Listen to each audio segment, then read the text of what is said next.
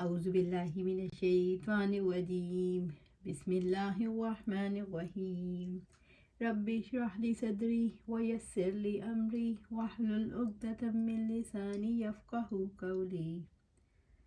انشاءاللہ ہم دیکھ رہے تھے آپ کی مانوں اللہ کی نہ مانوں، تو اس پہ ہم نے دیکھنا تھا کیونکہ آج کا پورا معاشرہ ایسا بن گیا ہے کہ وہ کہتے ہیں کہ ہمارا جو سسٹم ہے اس کی بس مانتے چلے جاؤ، جو ہمارا معاشرہ کہتا ہے وہ کرتے جاؤ، جو ہمارے فیملی کا ٹرینڈ ہے اس کو مانتے جاؤ، تو کیوں نہ اللہ کی مانیں، اللہ کی کیوں نہ مانوں۔ تو ہم نے دیکھنا ہے اللہ کیا کہتے ہیں اور ہم نے اللہ کی ماننی ہے۔ تو انشاءاللہ وہ کون سے 3 سوالات ہیں جن پر ہم نے غور کرنا ہے، تو وہ دیکھتے ہیں۔ سب سے پہلا، دنیا میں کون کون کس کس وقت مشورے دیتا ہے؟ 2، کیسے دیتا ہے اور کس موقع پر دیتا ہے؟ تیسرا، کیا ہمیں کبھی کسی نے مشورہ دیا؟ اب ہم اپنی زندگی کے حوالے سے دیکھتے ہیں کہ ہمیں کبھی کسی نے مشورہ دیا۔ وہ محبت کرنے والا رب جس کے لیے آپ چل کے آئے ہیں، جس کے لیے یہاں بیٹھے ہیں، جس کے لیے یہ قلم ہاتھ میں پکڑا ہے، اس قلم سے آپ اپنے پیپر پر تو لکھیں گے لیکن رب کی بات کو دل پر لکھ لیں کہ جب کبھی کوئی اللہ تعالیٰ کی راہ سے ہٹانا چاہے تو یہ آیت سامنے رکھنی ہے۔ یہ ہے طریقہ کار۔ کل، آپ انہیں کہہ دو۔ کون کہے گا؟ رسول اللہ صلی اللہ علیہ وآلہ وسلم نے بھی کہا، اور اب میں نے، آپ نے، ہر ایک نے یہ بات کہنی ہے، لیکن کب؟ جب بھی یہ موقع پیش آئے۔ اب آپ بتائیں کہ کبھی کسی نے آپ کو اللہ کے راستے سے روکنے کی کوشش کی ہو، کسی کام، کسی چھوٹی یا بڑی بات سے؟ تو ہم نے یہ کام کرنا ہے انشاءاللہ۔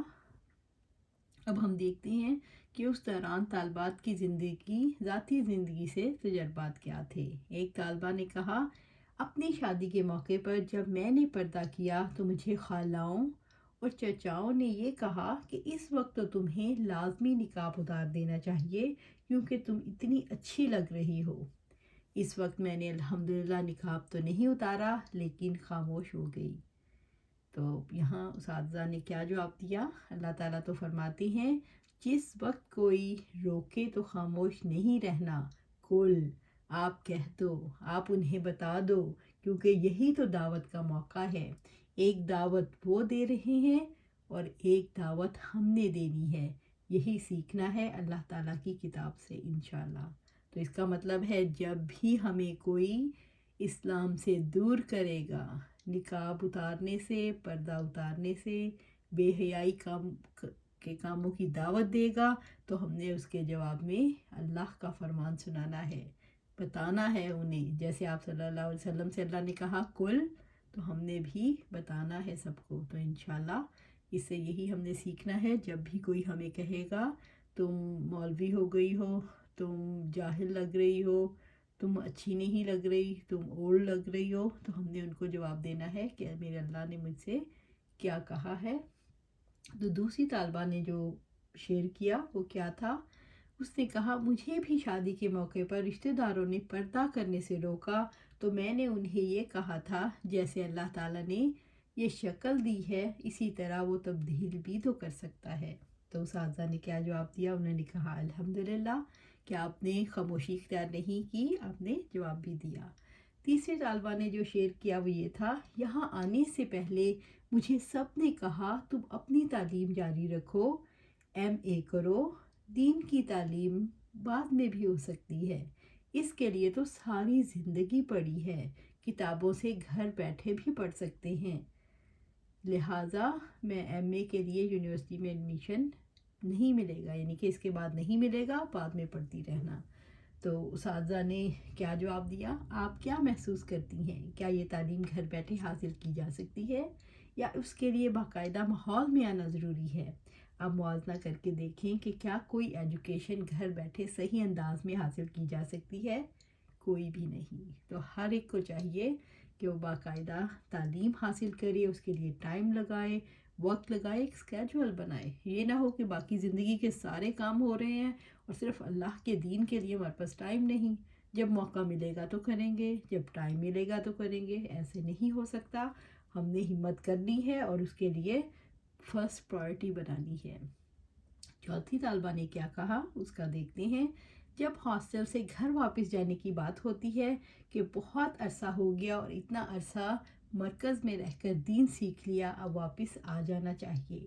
ہر دفعہ مشکل بھی ہوتی ہے، لیکن مجھے ایسا لگتا ہے کہ گھر والوں کی طرف سے ایک رکاوٹ آتی ہے تو میرا عزم زیادہ مضبوط ہو جاتا ہے۔ الحمدللہ، شاید یہ میرے عزم کو زیادہ مضبوط کرنے کے لیے ہی ہوتا ہے۔ تو اساتذہ نے کیا جواب دیا؟ انہوں نے کہا کہ صحابیات رضی اللہ عنہ تعالیٰ مسجدوں میں نماز پڑھنے کے لیے جاتی تھی، یہاں تک کہ عشاء کی نماز کے لیے بھی، اور شاید یہ بات آپ کے علم میں ہو کہ آپ صلی اللہ علیہ وآلہ وسلم تھوڑی تاخیر سے نماز پڑھاتے تھے۔ کیا وہ دین کا ایک نقشہ نہیں تھا جہاں پر خواتین بھی دین کے لیے نکلتی ہیں، مرد بھی نکلتے ہیں؟ اور آپ یہ دیکھیں کہ لڑکیوں نے اگر شادی پر جانا ہو تو رات کے 4 بجے بھی واپس آنے پر کوئی برا نہیں مانتا، لیکن اللہ کا دین سیکھنے کے لیے جائیں تو شیطان ٹکنے ہی نہیں دیتا۔ لگتا ہے کہ بس کسی کل چین نہیں آتا، اور آپ کسی انسان کے رد عمل کو اس انسان کا رد عمل مت محسوس کریں، بلکہ ان کے مسئلے کو محسوس کریں کہ شیطان نے ان کی زندگی کتنی مشکل بنا رکھی ہے اور ان کو کتنی مصیبت میں ڈالا ہوا ہے۔ کیونکہ جب آپ یہ بات محسوس کریں گے تو آپ کول رہیں گے اور آپ کے لیے آسانی پیدا ہو جائے گی۔ ویسے بھی مشکل مواقع ہی تو انسان کی ترقی کے مواقع ہوتے ہیں۔ اس کشمکش کی وجہ سے انسان کا دل اور بھی زیادہ اللہ سبحانہ تعالیٰ کی طرف آتا ہے۔ خالص ہونے کا طریقہ بھی یہی ہے۔ سبحان اللہ، مشکلیں سر کریں گے تو آگے ترقی کی طرف جائیں گے انشاءاللہ۔ پانچویں طالبہ نے کیا کہا وہ دیکھتے ہیں۔ میرے شوہر کہتے ہیں کہ پہلے تو آپ کا وقت 10 سے 12:30 بجے کا تھا اور اب صبح 8 بجے سے شام 6 بجے تک ہو گیا۔ میں نے کہا پہلے میرا شوق کم تھا تو اللہ تعالیٰ نے 2 گھنٹے دے دیے، اور اب الحمدللہ شوق کے ساتھ ساتھ اللہ تعالیٰ نے میرا وقت قرآن کی طرف زیادہ کر دیا۔ تو اساتذہ نے کیا جواب دیا؟ انہوں نے کہا الحمدللہ، بہت اچھا جواب دیا، یہ تو اللہ تعالیٰ کی طرف سے منظوری ہو گئی، اور وقت لگائیں۔ واقعی اللہ تعالیٰ کی ذات ہی اضافہ کرنے والی ہے۔ مثلا کل جب میں سفر کر کے آئی تو اگر میں اپنی حالت کو دیکھتی تو میرے لیے ممکن نہیں تھا کہ میں پڑھانے کے لیے بیٹھوں۔ میں نے اللہ تعالیٰ سے کہا کہ میرا بٹھانا بھی آپ کے ہاتھ میں ہے، جتنا آپ مجھے موقع دے دیں گے، بات تو آپ ہی کی ہے، آپ ہمت دیں گے تو کام ہو جائے گا اور بہت سارے لوگوں کا بھلا بھی ہو جائے گا۔ رحمان تو آپ ہی ہیں اور مزید رحمت بھی آپ ہی کی طرف سے چاہیے۔ اور آپ دیکھیں الحمدللہ رات تک بیٹھے ہیں، اللہ تعالیٰ نے بٹھایا ہے، اور میں محسوس کرتی ہوں کہ اللہ تعالیٰ کی بات ہو رہی ہے تو اللہ تعالیٰ قوت بھی زیادہ دے دیتی ہیں۔ الحمدللہ کہتے ہیں رنگ لاتی ہے ہنا پتھر بھی رنگ لاتی ہے ہنا پتھر پہ پس جانے کے بعد۔ چھٹی طالبہ نے کیا پوچھا؟ میرے والدین نہیں ہیں، لیکن مجھے دین کی تعلیم حاصل کرنے کا بہت شوق ہے، جس کی وجہ سے میں ادھر آئی ہوں۔ مجھے سب لوگ کہتے ہیں تم گھر سنبھالو، تم ماں بھی ہو باپ بھی ہو، لہٰذا بچوں کی ذمہ داری تمہاری ہے۔ لیکن میں کہتی ہوں کہ سب سے پہلے اللہ تعالیٰ کا حق، پھر بعد میں سب کا کام۔ گھر میں کوئی اتنا ضروری کام نہیں بھی ہو تو بھی مطالبات یہی ہوتے ہیں کہ میں دین کی باقاعدہ تعلیم حاصل کرنے سے رک جاؤں اور قرآن کو گھر بیٹھے CD سے پڑھ لوں، تو میں کہتی ہوں کہ نہیں، مجھے ایسے سمجھ نہیں آئے گا۔ ساتویں طالبہ نے کیا کہا؟ اس نے کہا میرے شوہر زیادہ ٹائم لگانے کے حوالے سے منع کرتے تھے، تو میں نے کہا کہ اللہ تعالیٰ پڑھنے کا جتنا زیادہ موقع دے دے اسے حاصل کرنا چاہیے۔